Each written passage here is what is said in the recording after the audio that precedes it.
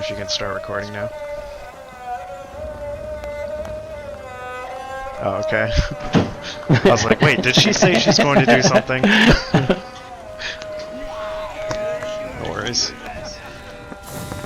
Alright, yeah, so this is kind of awkward. I don't know how to start.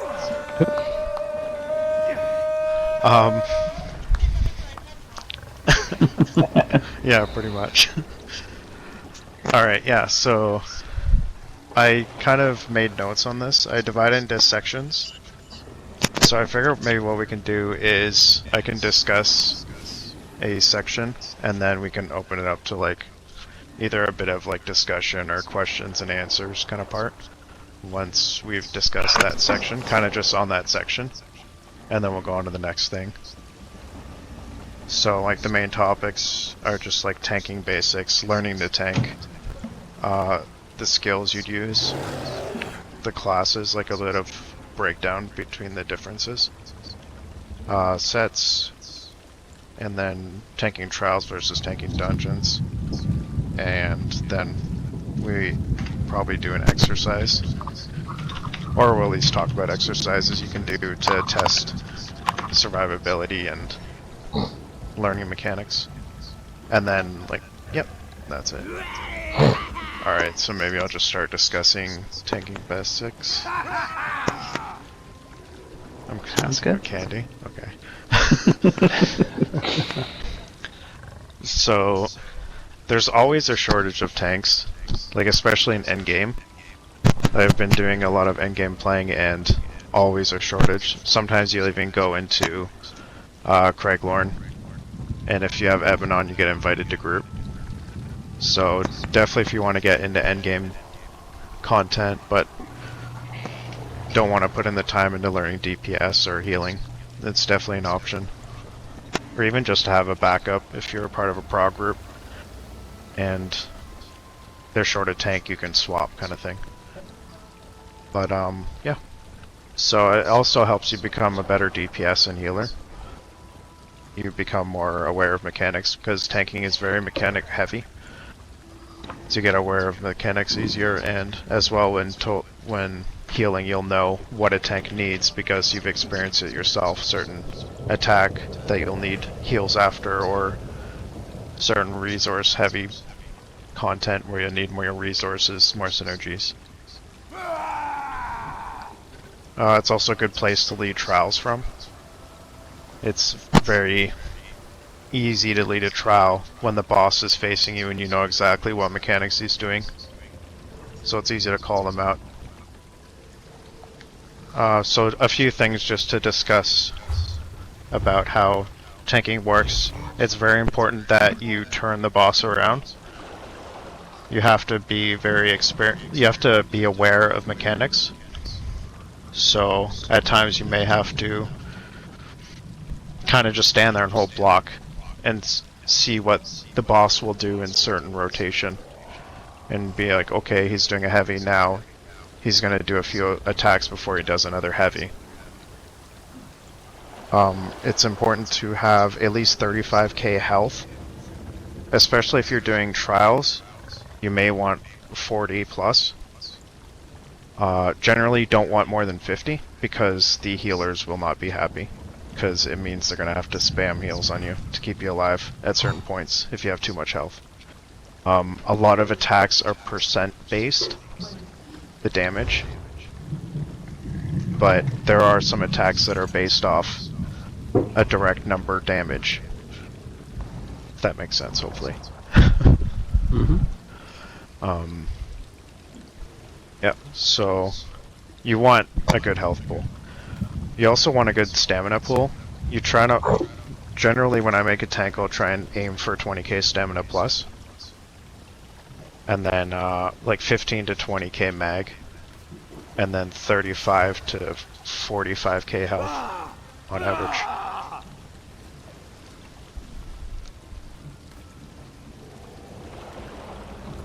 For your another goal I usually have when I make a tank is I try and aim for high magicka recovery, because that means if a healer goes down or if you're taking a lot of damage, you can kind of spam your heal button because a lot of them are magicka based. And spamming that will keep you alive and not have to depend on a healer in case they aren't able to heal you when you need it. If you're on an Argonian, it's still a very good choice to go magicka recovery pot with potion cooldown on your enchants. So I'm talking about your jewelry enchants.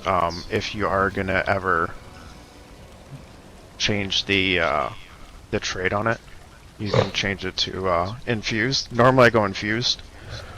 I know a bunch of tanks that will go triune, and a few that will go harmony as well. You also want to aim for fairly high resistance, so 27 to 33,000 resistance buffed. So that'll be with your 5280 skill. So if you're either be running balance or hardened armor, or something that gives you that resistance. I also made notes on all this, so I'll post the notes. Actually, maybe I should do that now. That way we can look at it together.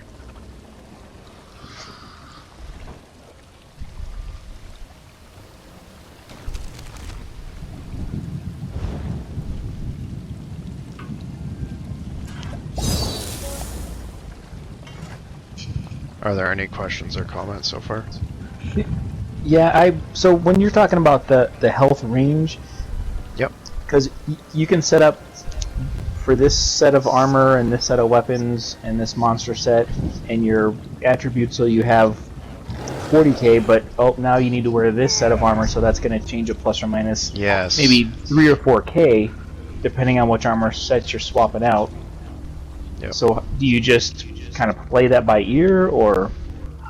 Yeah, generally speaking, I'll try and aim for about 35k if you're wearing non-ebon.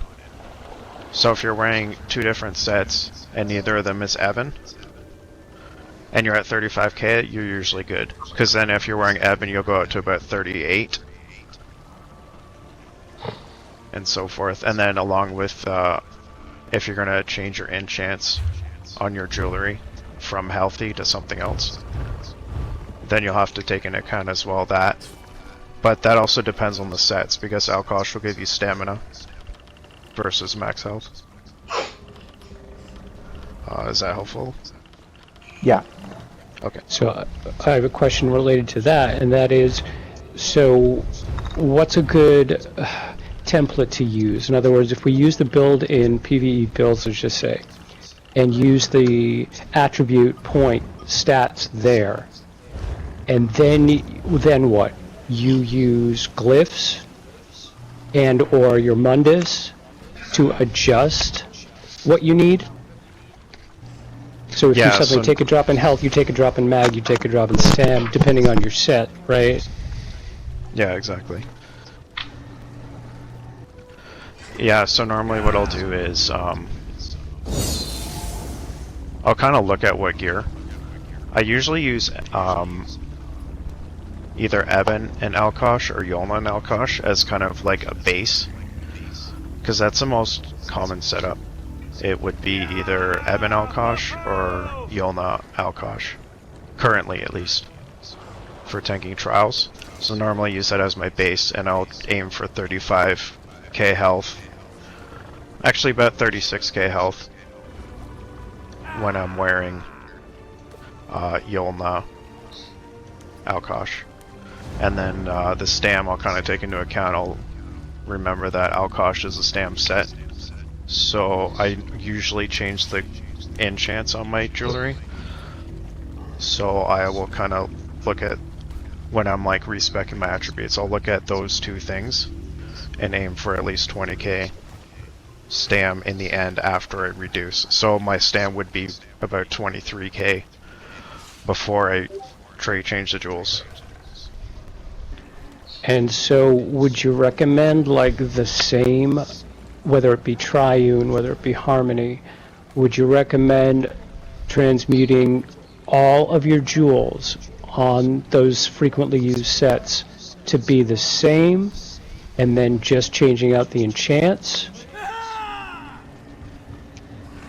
Or is it really so specialized that each one you'll have to make your own decisions about the It's trait for honestly- the jewelry and the enchants? It's up to personal preference. You're not going to be really penalized if you decide to go 3 harmony versus 3 infused. Or even if you did 1 infused, 1 harmony, 1 triune. It's completely up to personal preference. Like, for example, I always do 3 infused.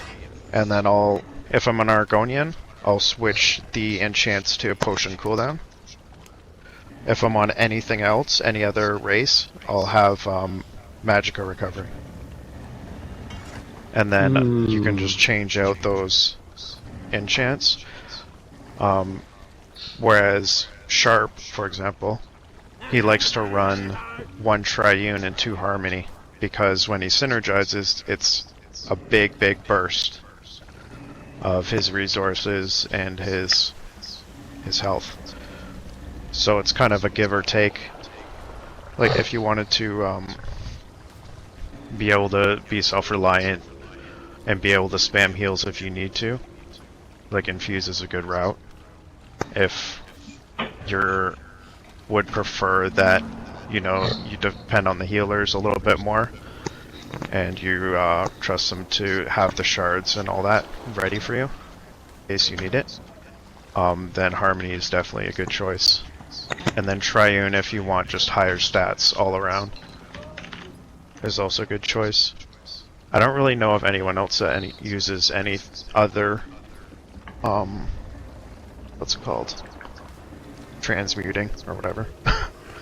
Yeah. Cool.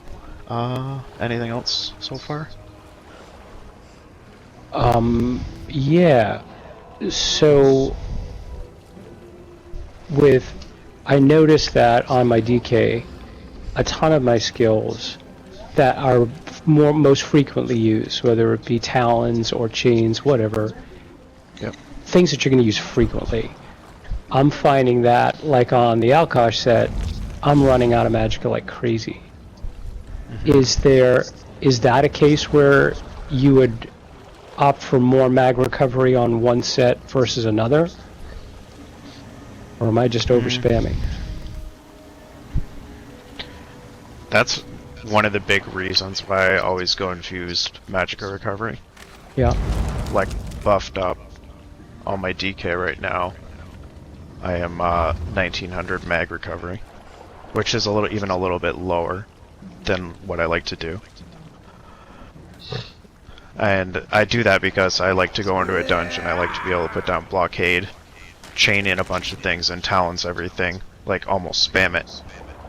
Talons until everything's dead and then move on, kind of thing. So that's like where it comes up to personal preference. But I assume your recovery is like 1100 or something. Uber? Let's just say that. Yeah, it's at 1250. Yeah, so even having it up to like 1800 Yeah, buffed is a huge help. I think so. Like, that's my favorite thing to do, is to have like 2k mag recovery.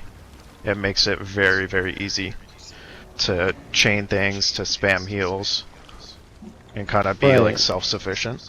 And I'm not relying noticing on others. a problem with my stam or stam recovery, so that's why I wondered. Yeah. Is it okay to That's- get more mag recovery? Yeah, totally. So like, definitely mag recovery, like through the roof if you can do it. It totally is preference though. Like if you prefer harmony, you prefer, using a shard and it giving you back everything, all your mag, all your stamina, all your health kind of thing, and a bit of mag. And what about That'll these definitely do newfangled jewelry glyph tri-stat recovery glyphs, prismatic? Nah, it's junk. Yeah, is it just... I know, right? I mean, it doesn't seem like there's very much per. You'd have to get 2 per to equal 1. Yeah.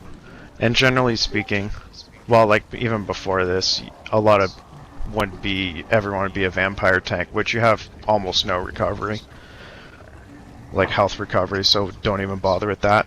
But it's changed now because vampires, you shouldn't be a vampire tank because just the cost of your abilities and all that. Great. Well, So with if sugar you're spells, vampire tank, you you're probably have... going to want to cure yourself. But So with the mag recovery, there's the jewelry and chants for mag recovery, and your mundus for mag recovery. So yes, beyond so that, do you just have divines on some of your armor, or how do you further increase your mag recovery? if you use the tri-stat potion, that gives you 20% to all your recoveries. So that'll increase it by a couple hundred. And then having... Like, I run 7 sturdy. I don't run divines. Mm-hmm. It's just personal preference as well. But, yeah, having the potion active, like, fully buffed, any like, mag recoveries you have going with your potions, it stacks up to about 2k. Like, Nightblade's a little bit higher. I think Nightblade was, like, 2100. But the rest of my tunes are all about 2k buffed.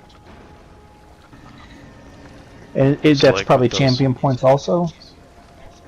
Yes. Oh yeah, I made 10, so it's a little bit higher. And then I'm also running like all the points to increase mag recovery with your green CP. I do that as well. So it's like 100 points into what's it called? Arcanist. Oh no, 75 into Arcanist. Is what I like to do as well. Alright, so maybe I'll move on. Alright, yeah, so the next point I was going to discuss was about armor. Generally speaking, you'll want at least 4 sturdy pieces of your body pieces. If you're going to do some non-sturdy, it's better to keep the big pieces. Because if you're going to do reinforced or infused, you'll get a bigger bonus versus having, you know, your gloves. If you made your gloves sturdy, it's going to be 4% gold, reduced cost of block. Whereas, and if you were to do your chest sturdy, it'd be 4% as well. So, but if you're going to do reinforced gloves, it's only going to give you a couple, like at most 100 extra resistance. Whereas if you do reinforced chest, it'll be 500-600 kind of thing.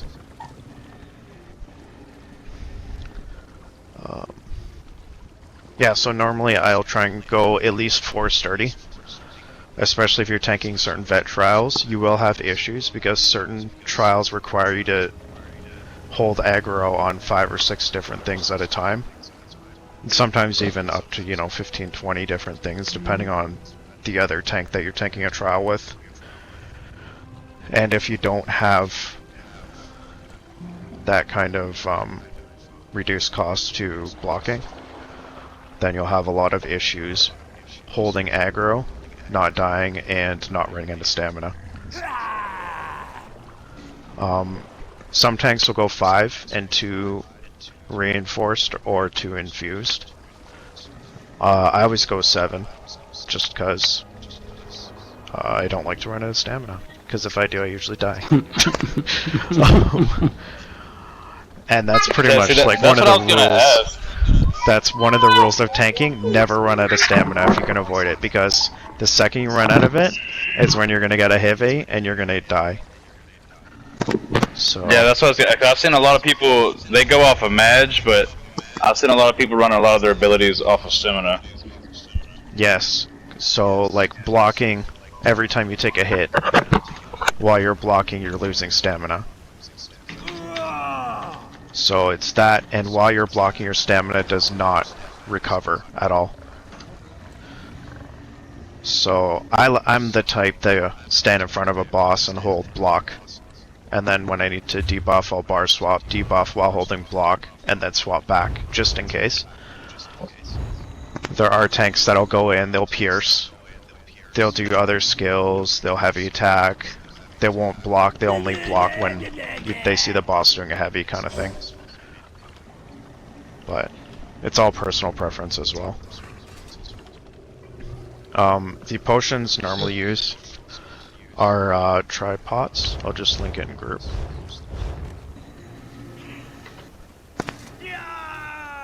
It's usually you have to make it yourself or ask a guildmate to craft it for you. The mats are kind of expensive, so it's usually a good idea to save them for if you're going to do vet content, or if you're going to do content that you think you might have difficulty tanking, because it will help quite a bit. Alright, so that's it. So it's made Bug Loss, Columbine, and Dragonthorn. So if you're looking at it now, you can see it gives you health recovery, magicka recovery, stamina recovery. Those And how recoveries does do that help you compare quite a with bit. Crown? How does that compare Crown with gives Crown? you no recovery. So it'll give you about the same health, about the same mag, and about the same stam, but no recovery. But having that extra recovery does make a big difference, especially on your magicka, because it ends up being a couple hundred extra magicka recovery. For Mundus, I don't know any tanks that do not use Atronach. It's kind of just been how it is for a long time. I know a few that have gone more health, but magicka is definitely my favorite because it just makes it easier, I feel, to tank. Alright, so the bosses will have certain animations as well. Normally, they'll have two different mechanics where you'll see, hopefully most of us have seen what a heavy looks like. The boss or enemy will kind of have like these flashy yellow lines coming out from their body. Those attacks, when they're coming, you have to block them. If you do not block it, it's gonna probably kill you. Especially vet content. Vet content, it will for sure kill you. Whereas normal, it probably won't. But on vet, it becomes very important to block those heavy attacks that have the yellow flash around them. As a tank as well, your job is to bash any mechanics that what you're tanking is doing. So certain times you'll have bosses or enemies, they'll stop and they'll start flashing red. It'll be similar to the yellow animation, but just red lines coming from them. That means they're channeling and they have to be bashed. And then the non-bashing, it could be anything. It could be it kills someone, it could be it kills you. Just different things. So just make sure that you're ready to block those yellow attacks and then bash the red ones. Can you bash and interrupt a heavy attack? You can't, can you? No. Bashing is a thing you only do when you should. I've known tanks in the past that'll spam bash, and then they're out of stamina, and then they take a heavy and get one-shotted. So it's kind of one of those things that you wait for the mechanic. If you see a bash mechanic, you bash, and that's it. You don't do it any other time, really. At least for myself, it feels like doesn't do any damage on a tank, because tanks don't do damage. It's just a given. So there's no point wasting the stamina. Yeah, but heavies, definitely you have to block them. Or dodge roll them. But you do have to be careful with dodge rolling, because sometimes you have to... the animations will be slower for certain enemies versus other ones. So some enemies will be a very quick animation. And if you don't time the dodge roll right, it will still kill you. And certain vet trials as well. Like Zamaja in VCR. Her heavy attack is not dodgeable, and a lot of tanks think it is. So they'll try and dodge roll, and it'll kill them in their dodge roll. So it's kind of a thing you can do, but it's usually not the best choice. And there are certain bosses as well that if you dodge roll their heavy, they'll just keep spamming the heavy over and over. What trial was that? The new trial, Kind's Aegis. The last boss. What's the last boss? It's one of the bosses where you dodge roll it and he'll keep spamming heavy until he can actually follow through with it. And talk about, if you would, the difference between a heavy with yellow lines and an interruptible attack with red lines. Yeah. So, well, I guess the heavy you just block, and the interruptible you would bash. Is that what you meant by that? Yeah, just letting people know that when you see the red lines, it's your job, if you're up against the boss, it's your job to bash him. Yeah, and then bash is just hold L2, press R2. Which, if you're tanking, chances are you're going to be holding L2 already anyways. So it's just kind of a quick R2 tap and you're done. Also, your screen will kind of vibrate when it follows through. Just try and make sure for that, because a lot of the time lately you can spam bash. Sometimes you'll be in content, you'll spam bash 5-6 times before it actually goes through. I'm not sure why. I think it's just some sort of glitch.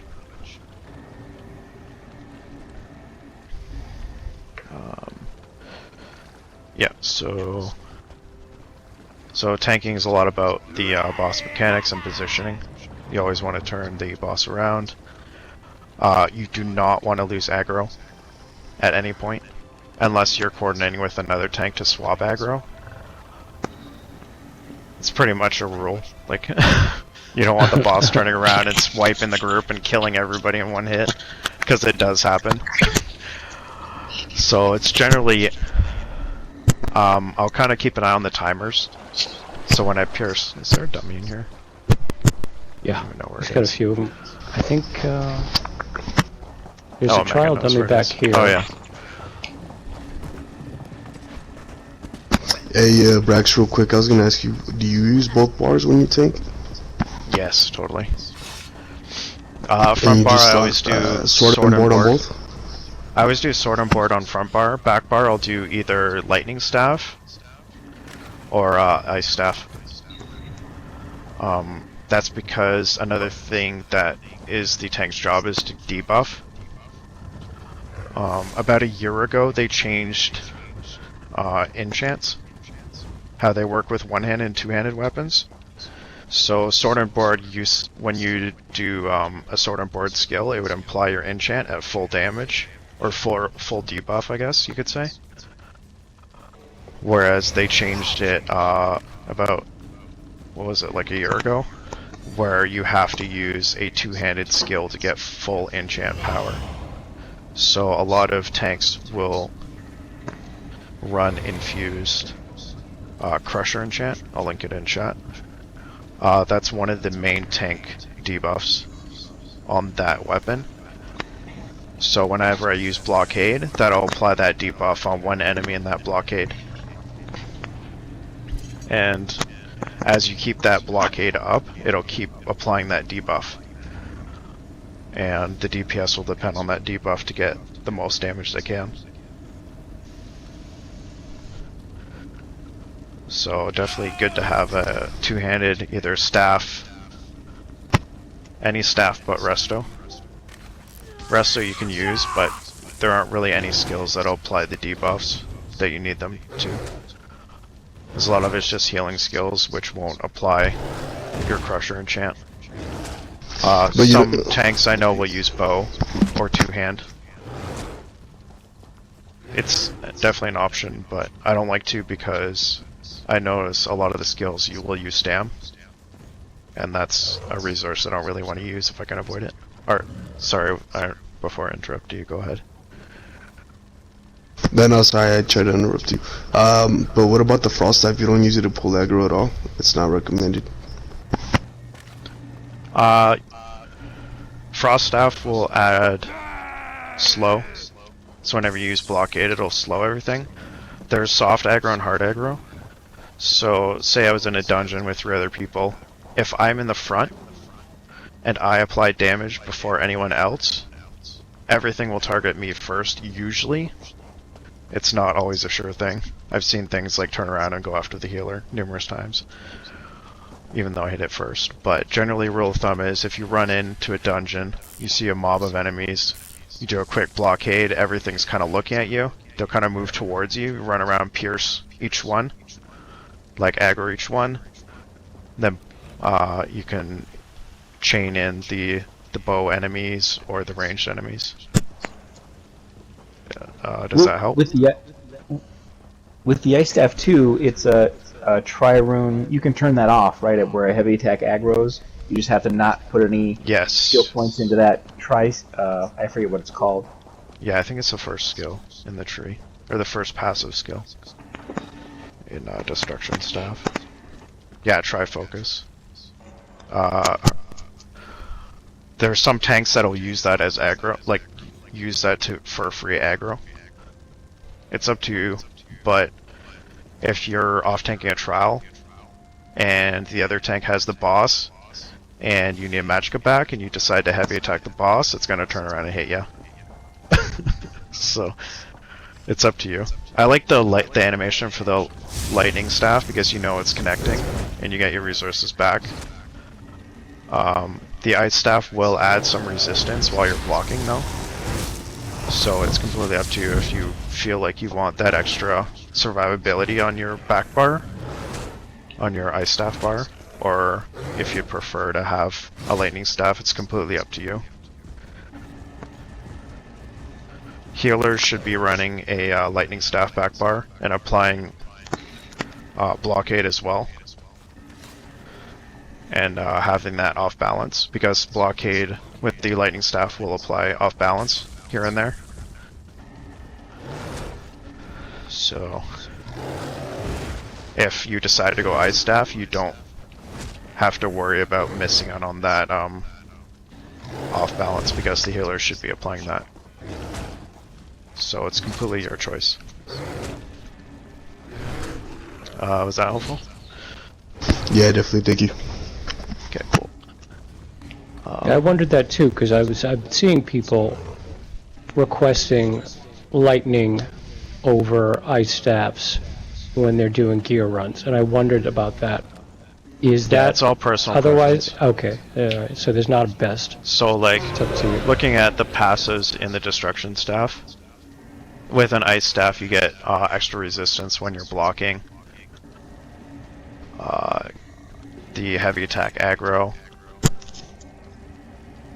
Which is helpful because even if you don't have, even if you're spending more time on your front bar, there's still going to be oh shit moments where you're going to want to block on your back bar, right? Yeah. So it can be Yeah, helpful. especially like I like to run chains on my black bar. So sometimes in a boss fight, you'll have to chain in some enemies so they get burned down. And it's a good option in case you see an enemy trying to heavy hit you or heavy attack you. You can quickly block it. You don't have to bar swap with an ice staff. Whereas with a lightning staff, you're probably safer to bar swap because it might kill you through block with a lightning staff. Yeah. But for mob fights too, the ice staff blockade slows the bad guys too, right? So that's, Yeah, if you're looking it'll for- slow, and it could freeze them in place, I believe. So it definitely does help. But yeah, it's definitely down to personal preference as well. I do like But I mean- lightning a little bit better, but I definitely feel safer with an ice staff. But you have to get your you have to get your passives up to get a 50% bonus, right? I think it's 36% damage you can block. Is that what you mean? The Yeah. bonus? Yeah. Yeah, you have to. It's ancient knowledge. It's the second last skill. So it increases the damage you can block and reduces the cost to block as well. One But other the thing sword about and having board it, still. yeah, this is just for back bar. Front bars definitely stick with sword and board. Okay. Your main taunt is a sword and board skill, which would be puncture, pierce, or ransack, whichever morph you decide to go with.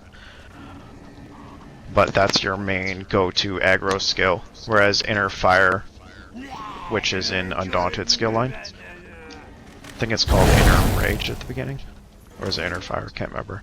But Fire's the that's more- your your range taunt.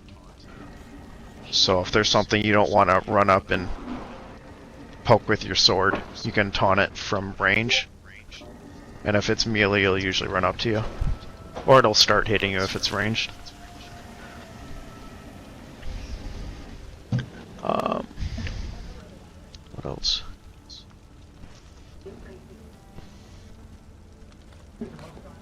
It's usually a good habit to ask the group if they're ready before aggroing.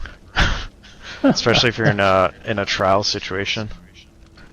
A lot of the time, if the group isn't ready, you'll have like 4 or 5 people in the back dead or doing nothing.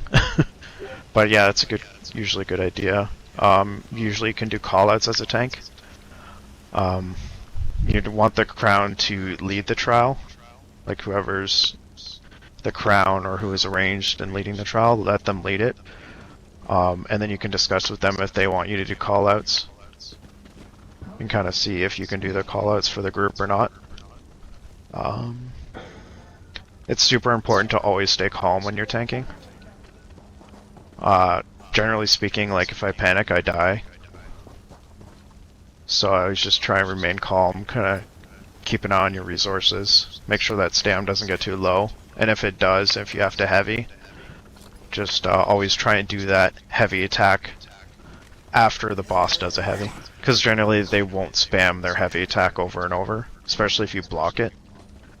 So it's usually the best chance to do it, because yeah. When you're learning to tank, I think I posted this before in NSO, but if you're below CP 160, you can run Torogs in a set of your choice that's crafted.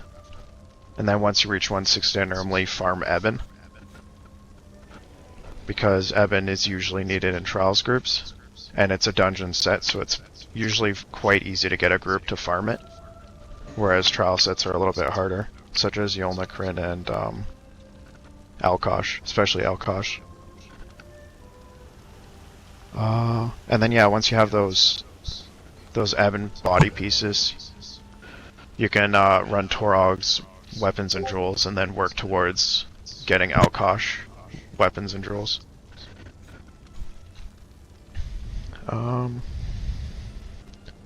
It's when I learn to tank new content, I have a tendency to just taunt the boss and hold block. Not even debuff or anything like that. It's not a good habit to have, but it's very important that the tank stays alive and holds aggro, even more important than debuffing. So you have to really pick your times when you debuff or apply your other skills to a boss, because if you do it at the wrong time, you'll die. So yeah, so that can be an option for you. If you're tanking something new, don't be afraid to run up, puncture, pierce, ransack, whatever, hold block, and just stand there and doing that the entire time. And don't let your resources run out. And then self-heal as you need it. And then as you become more experienced in content, you can run up, pierce, start your rotation. You can have like a debuff rotation, like blockade, talons for maim, or what's it? Heroic slash for maim as well. And then just whatever stone fist if you're on DK, which is one of the main debuffs for DK. And then you have some other skills. With Warden, you'd have the Fletchers, and so forth. In order to get better at tanking, the way I learned was I would go into dungeons. I'd find a 4-man group that I liked grouping with, like 2 DPS and a healer, and we'd try and go almost every night. We'd go and do either the pledges or a couple dungeons on Vet. Pledge is always a good choice because you can go in on Vet and the first 2 pledges are usually number 1s or number 2s. Number 1s, it's a good challenge. and then number 2s are a bit more difficult. So you kind of work your way up, is how I learn. I do number 1s, number 2s, and then I'd start working on DLC, vet dungeons, and then start doing hard modes. You can put trials anywhere in there. Your Craiglorn trials are a little bit more difficult than tanking about a number 2 vet dungeon, whereas the other trials are a little bit harder. So if you're having difficulty with it, depending on the content, you can definitely feel free to go back, you know, try those dungeons again, learn the mechanics. A lot of the mechanics are repeated. Certain dungeons will have repeated mechanics from trial bosses. So, and then just also becoming comfortable on your tank and not being afraid to not die and learn the mechanics and all that. It's always good to have some sort of heal on your tank. If you're on a DK, you're gonna have what's that? Coagulating blood? No. Green dragon. Green dragon blood. Sorry. Yeah, green dragon blood, which is a very good strong heal. If you play DK, it's always a good idea to let your health get low before using a dragon blood. It heals based off of your missing health. So you definitely want to let it get low before you burst it back up. If I spammed it at, 80% health, it'll be like a 3 or 4% heal. Whereas if I use it at 20 to 30% health, it'll be almost my entire health bar. So that's like a good method for sustain on a DK. Warden will have, what's it called? Arctic Blast or Arctic Winds.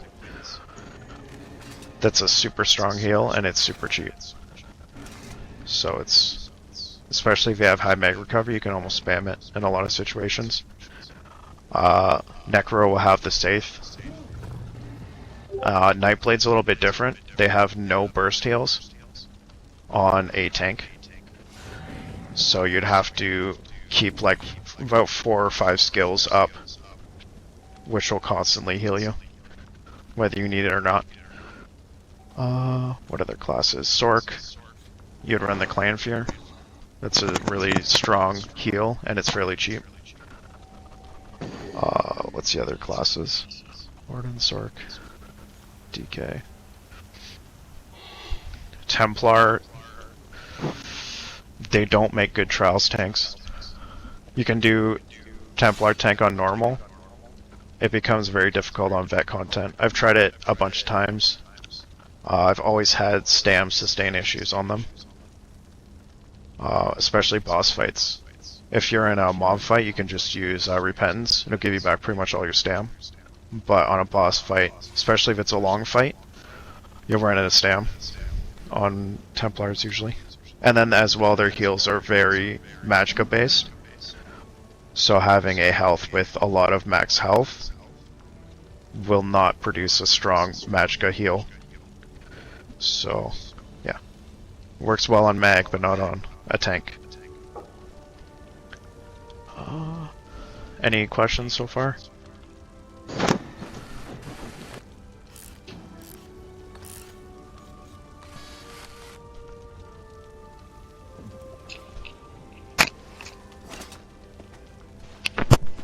Okay.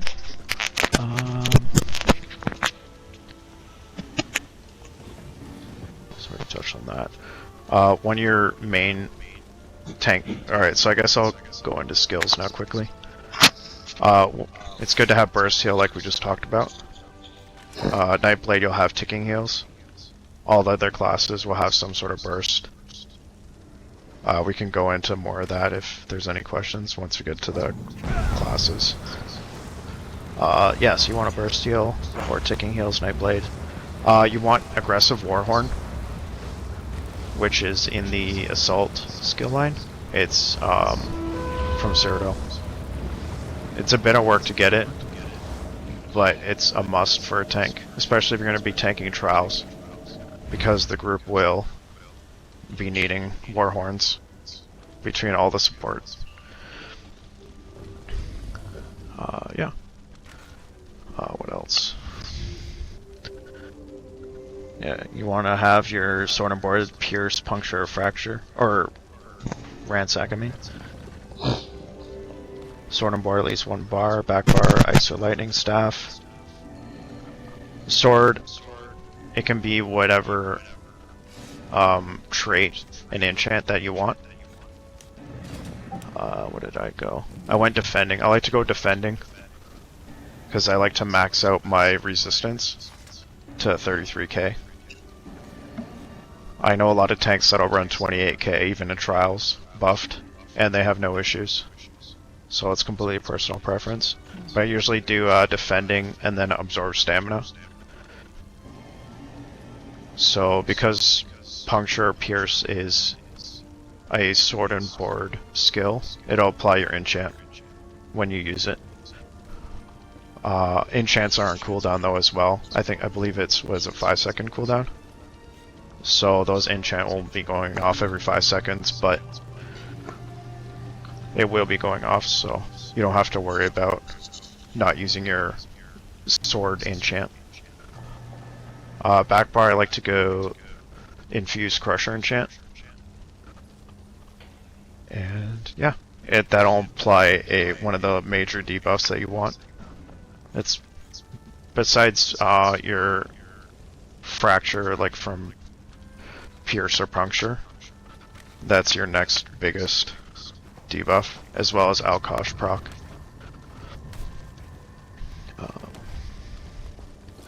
Low slash is also another good skill. It morphs into heroic slash, which gives you ultimate, and it also applies a debuff to the boss. Not every tank uses it, but it's definitely a good skill to use. It does use stamps, you have to use it somewhat sparingly. Yeah, you should have all the heavy armor passives, those are super important. As well as your sword and board passives. Those are what keep you alive. If you're on sword and board and you have no passives, you'll die just as if you had a staff. Whereas if you have all those passives, you'll have sustain as well as survivability. Another good skill to have is guard. You won't have to use it often. It's in the support skill line. So that's part of Cyrodiil as well. It's the 3rd skill down. You won't need it often, but there will be certain situations where you should use it. If you're tanking VSS last boss, like Sunspire on Vet, last boss, if you're off tanking, you'll have to guard the main tank. So that's a good skill to level up. Even before it's morphed, it's still very good. It reduces their damage taken by 30% and gives it to you instead while you're guarding them.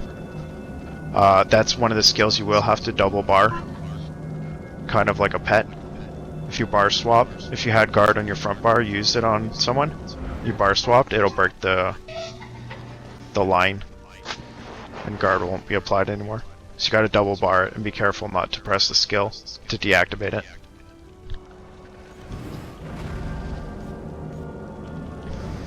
And how does it work? Is it any ally? Yeah, any ally. So therefore, the tank should be taking the most damage. It will automatically go to that person. Yeah, so like you can see, Mimus is doing it on Sephiroth now. So that means any damage Sephiroth takes, 30% of it will go to Mimus instead. Is that what you're asking? So, how did they link with each other? Is what I don't get. It's a skill you use. Oh, you can use it on another player.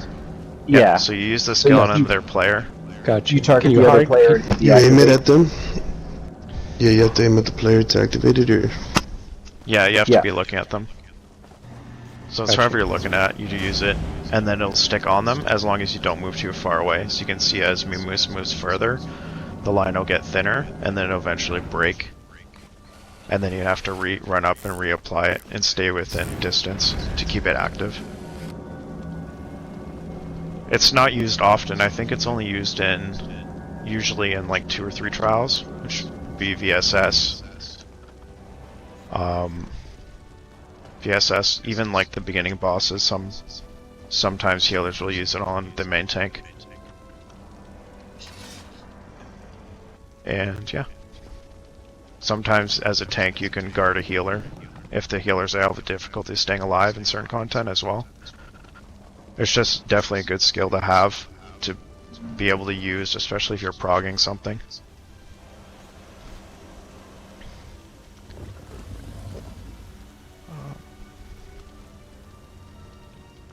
Yeah. So most classes will have either one or a few debuffs. There are a few classes that don't have any. Sork Tank doesn't really have any debuffs, like class debuffs.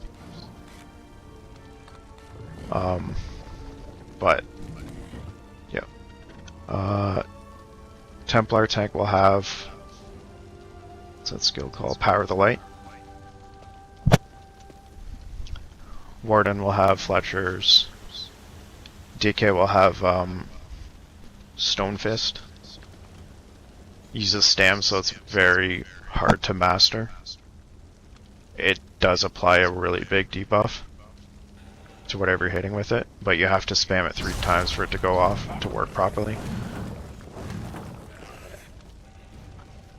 So it can be really stam heavy. So kind of more of a debuff for more experienced tanks. If you don't have a mag DK group, the tank, as a DK tank, you will be expected to use Fiery Breath. It'll be much less of a debuff than a mag DK running it, but sometimes you'll be asked to use that in content just for that little bit of debuff.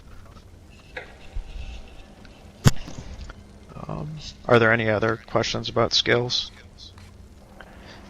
So, with the debuffs, there are some that stack and some that don't. Yes. So, generally the rule of thumb is if it's not called something, it'll stack with other things that are similar. So, certain item sets, I'm trying to think of examples. I think Alkosh? Yeah, Alkosh.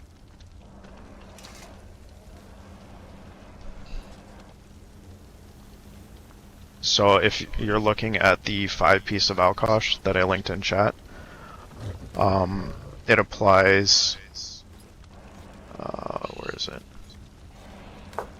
So you can see reduces physical and spell resistance of any enemy hit by 3,110 for 10 seconds. That's the debuff that you're looking to apply with Alkosh.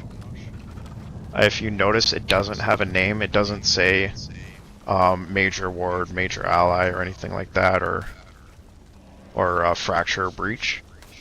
So since it's not a named debuff, it'll be kind of separate from everything else, so it will stack. Okay. For Alkosh in general, it'll apply the bigger debuff. So both tanks are using it, and they synergize at the same time. Whichever debuff is bigger will apply, the other one will just be ignored. So Alkosh will not stack with Alkosh kind of thing. And a lot of like other sets as well. They won't stack on top of each other, especially if they're debuff sets. So if you're running like 2 DPS and Morag Tongs, they're not going to stack. Or 2 tanks in Alkosh, it'll be whichever one's stronger or better at the time will apply, the other one will be ignored. So like the Dragon's Defilement set, it says minor fracture and minor breach, but if there's already something else applying those, then it doesn't do exactly. as well. Okay. So if you're, for those running, what's it called? It's Pierce Armor?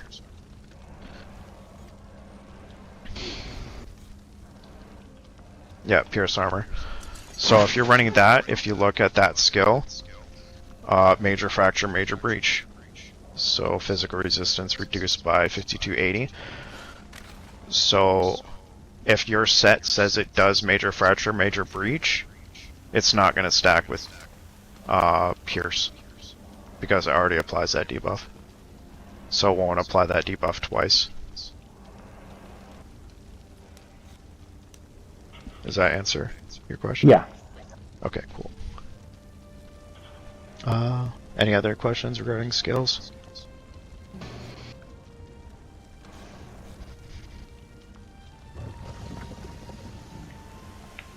Okay, cool. I guess I'll quickly touch on classes. Normally speaking, the most popular, the easiest tank class is definitely DK. With DKs, whenever you use an ultimate, there's a passive that will give you back resources whenever you use an ultimate. So that's another resource thing, and as tanking, your main goal is to keep your health up and high, and keep your resources from running out. Your magicka can run out, it's not a big deal. Your stam, you do not want that to run out. So having, when you ever use an ultimate, give you back a bunch of mag, stam, and health, it's super helpful. As well, they have another passive that whenever you use skills from a certain tree, one of the main skills of DKs would be Igneous. And that, whenever you use that, it costs mag, and it gives you back some stam. It's not very much, but it's enough to make a difference. So out of all the classes, DK definitely has the best stamina sustain. And the heals are pretty good. They're the second most popular class would be Warden. They also have very good stamina sustain. They'll be running the Bull Netch a lot of the time, which, having a skill that gives you back stam while you're holding block, is a huge bonus as a tank. So having that Bull Netch up will give you stam, and that helps a lot with stamina sustain. And the heals are very good. What's that skill? Arctic? That skill, Jilly. Can't remember what it's called. Arctic something. It's the first skill in the ice skill tree. Arctic Blast, Arctic Wind or something? Polar Wind. Alright. That's a very good heal on a tank. It's really cheap and it heals a lot. And you don't have to worry about being low on health. You can spam it if you want. So for a Warden, that's a very good self-heal.